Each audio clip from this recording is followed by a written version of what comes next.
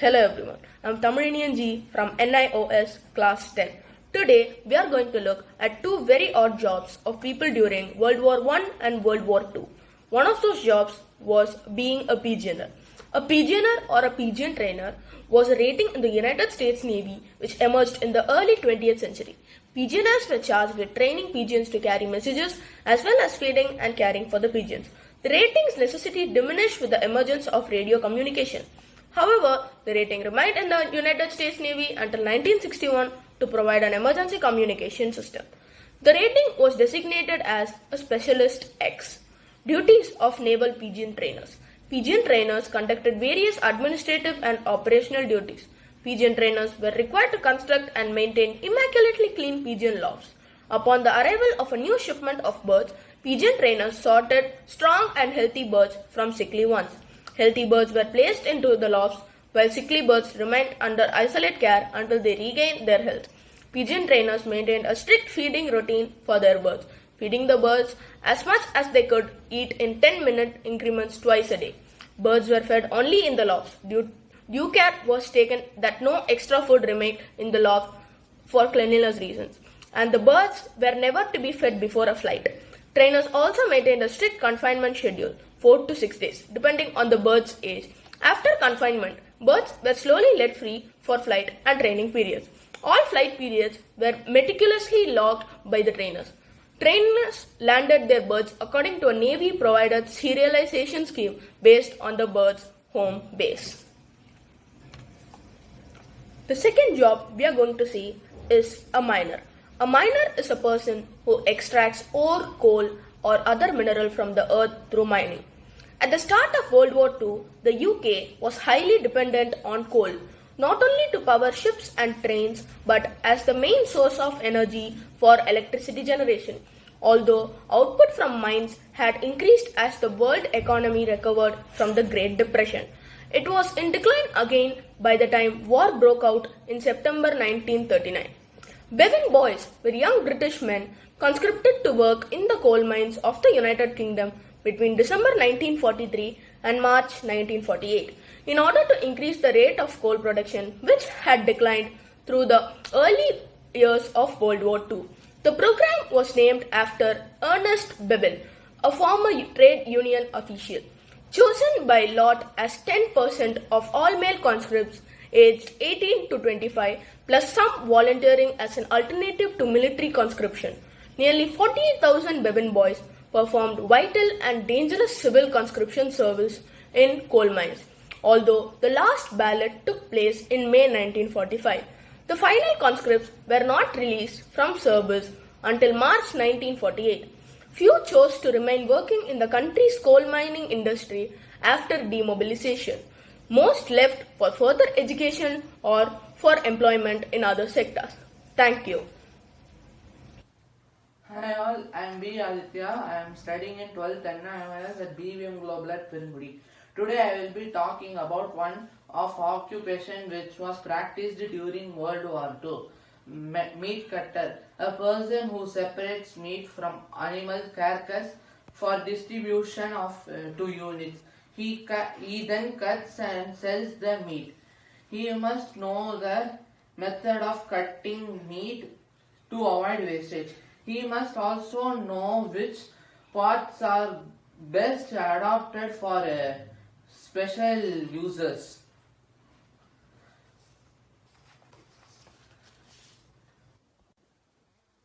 Talk about dog trainers.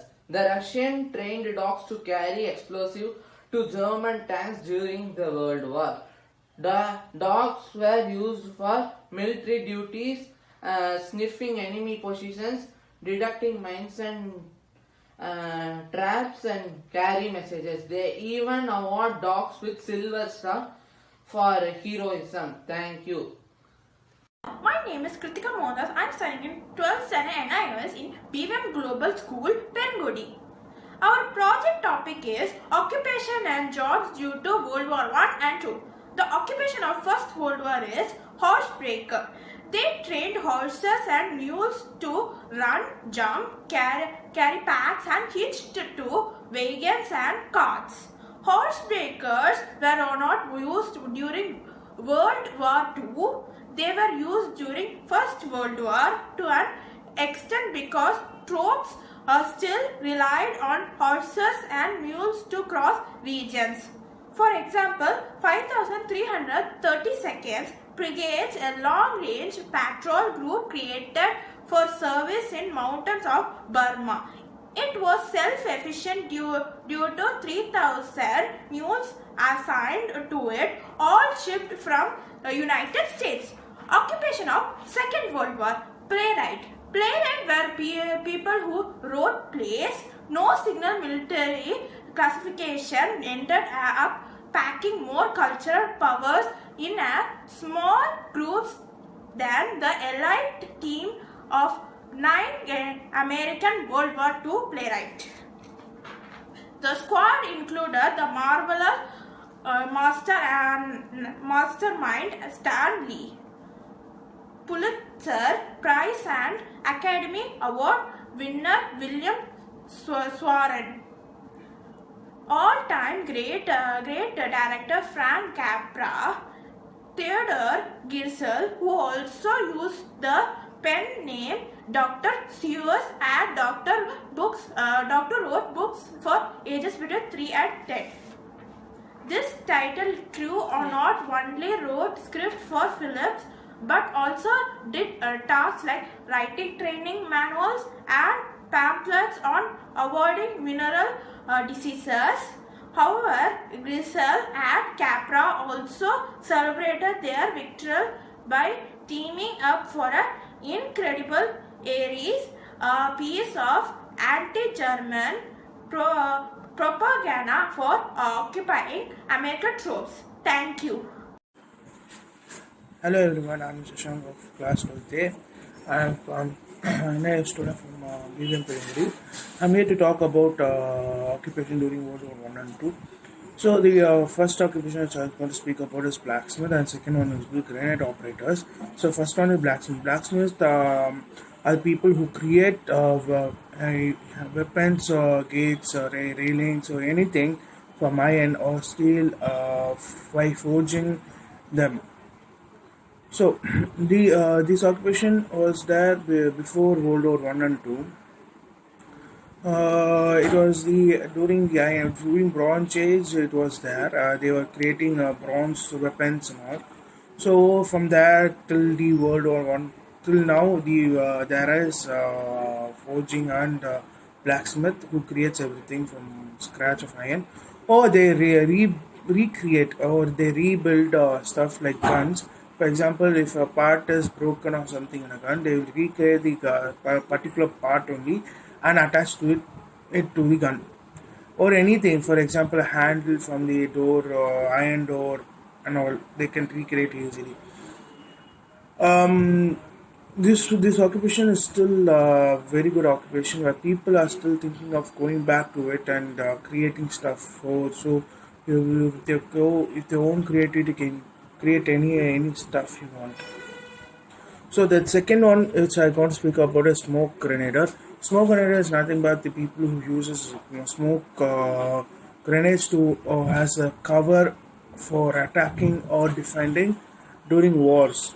So there is a platoon for smoke grenadiers. These platoon, what they do is that they move in together with any important convoy which they want to take it to a particular area to enemy territory. What they do is that they will go with smoke grenades, and they pop up smoke during they have a condition where wind is blowing this much speed during this direction. So then we must throw a little away from the place of action where this smoke need to come. So if they throw it away from the place where smoke need to come, the smoke will cover that particular place because of the wind itself.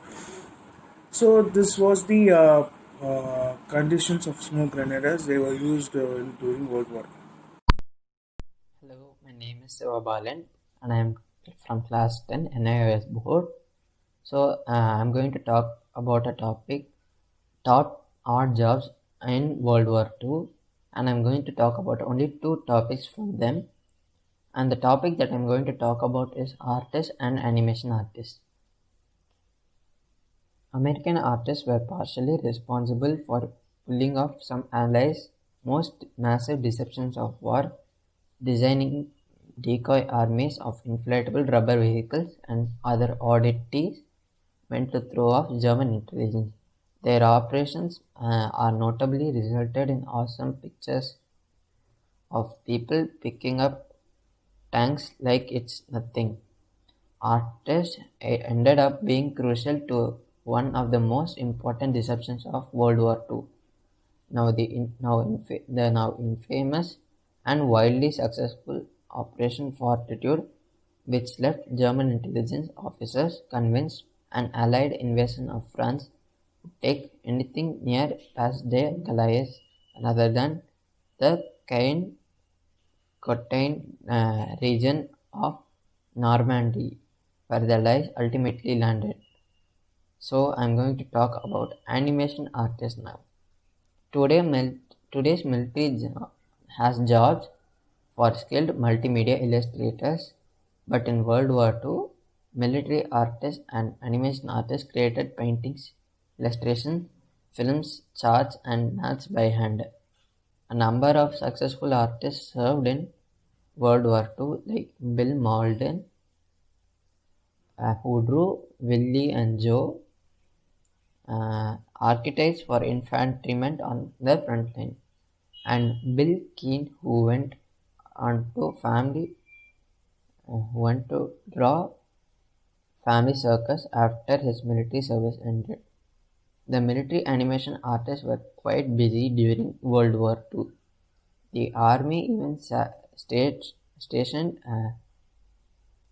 soldiers at Walt Disney Studios for the duration of war to make patriotic films for public and instructional or training films for service members. Thank you. Have a nice day. I am Arvind, studying standard 12th NIOS BVM Global and PERUNGUDI. The topic is Project Day is occupation of the people during the World War II. During World War II, many radios still required pistols to operate, usually galena. Crystal grinders would grind and calibrate these crystals to pick up specific frequencies. Jobs who worked as coppers built and repaired the wooden buckets, barrels, casks and kegs used to pack, store and seed supplies and equipments. They used hand tools to black holes with wood and salvage damaged barrels.